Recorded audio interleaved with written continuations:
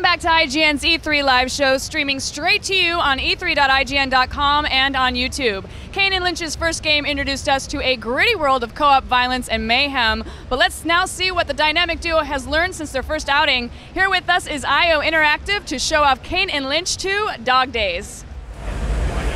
Guys, thanks for joining us. So right now we're taking a look at the story mode, or just a section of it. Maybe you can tell me a little bit about what's going on right now on screen. Yeah, of course, you know, Kane Lynch 2 Dog Days sequel to Kane Lynch 1 Dead Men, and the whole trademark for Kane Lynch is I think the grittiness, the reality and brutality of real life locations and characters. We wanted to enhance on that. We wanted to draw upon that strength and just go over the top with this. And we invented a new kind of realism. We think we did a lot of research into what is real, and we draw upon inspiration from user-generated content instead of looking at Hollywood movies or other games. So we did a lot of stuff to make it feel like it's been filmed by a random camera, just out of your pocket. This is really happening. This is where you know.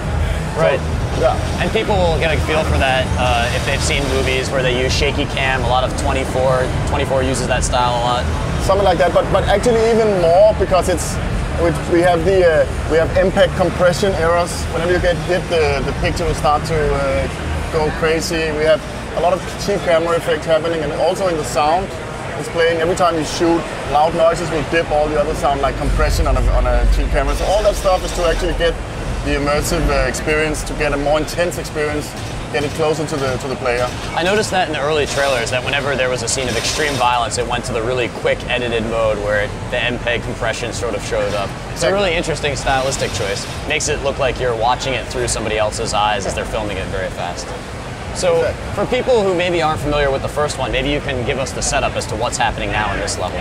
I mean, Kane and Lynch been away from each other for like 3 years. Now they're back together, and once they're back together, it's an explosive cocktail. This is like very early in the game, and these guys right now are kind of facing the consequences of what they did on the first level. They're getting hit on a freeway. They're just riding along with their boss, Mr. Glazer, and all of a sudden there's rammed by a car, and as you can see here, his car is rammed. And you have to get him out of the car and protect him in the middle of a Shanghai street. So it's pretty intense from the very get-go. And can we expect some more of the cover-based gameplay that we saw in the first one? Oh yes, we're playing Lynch this time, so we needed to revamp the entire gameplay experience to actually fit his way of playing. So the cover system's there, it's button activated so you don't get stuck, but all of the squad mechanics and tactical planning is out, and in is more kicking down doors, more brutal, more in your face. We have a new feature called Down Not Dead, where you're crawling around, and if you hit a high impact, you crawl around the floor and you can shoot and you get up and cover again, get that second chance, because it's a very intense, it's a very hard game, so you need that chance, right? Yeah. So yeah, we revamped the entire shooting experience from the ground up to make it very solid and very responsive. After the first one, what did you feel needed to be worked on, or what did you really want to come through with in the second time around? Came up with a short list of features that we wanted to look at.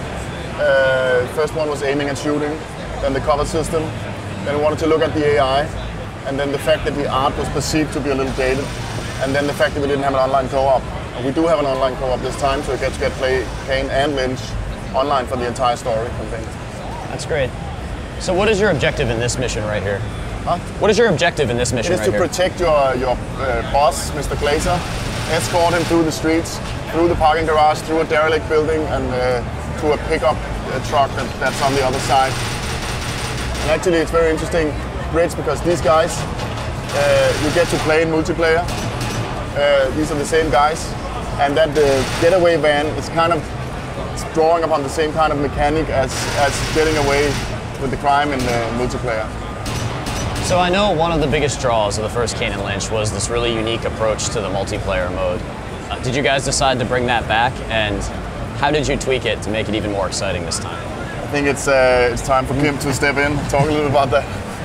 Yeah, so Fresh Alliance is back. It's still about greed and betrayal and revenge. The core in the game mode is still the same.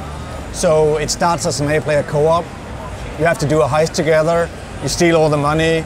Somebody might get a little more greedy than the others. He might try to betray the alliance, kill one of them, become a traitor, try to escape on his own.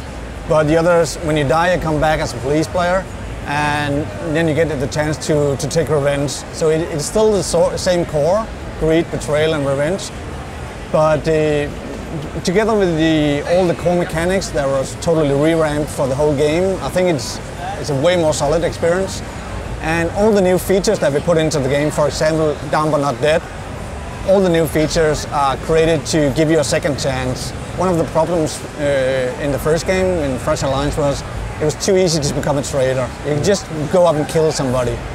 With Down But Not Dead, you go down and you look in the direction of where the bullet came from, and you get a chance to take revenge immediately. And we have a lot of other features that make sure that you always get a second chance when somebody tries to backstab you. So I think it's Fresh Alliance is back, and it's a lot more rewarding this time to become a traitor. Did you guys ever think that idea, because the idea that somebody can kill anyone on their team at any time, did you ever have the worry that that might not work in multiplayer, that it would just be too difficult because everybody would immediately kill each other? We did a lot of stuff to work with that this time. I think it's really appealing in multiplayer. Whenever you play a board game, the really fun stuff is sitting around the table and backstab somebody. Yes. That's the core in it, right? When you play with others. So I think it was never a problem for me to actually implement that in a multiplayer. The problem was more that it was too easy. And this time you cannot kill anyone from your team until the looting has started. So you cannot do it right away. You need the money in there before you can actually do it. We did a lot of other stuff. You get a yellow card when you shoot at somebody, and the other player can then kill you without becoming a traitor. So when you start shooting at somebody, you really have to mean it. So. Well, it was amazing to me that you got that betrayal system really working well in the first one. It sounds like you've added a lot to sort of tweak and smooth it out. Yeah, we did a lot of play testing, and of course we went online and played it a lot the first time, found all the flaws, ironed it out, and I think it works really well this time. I'm really satisfied with it.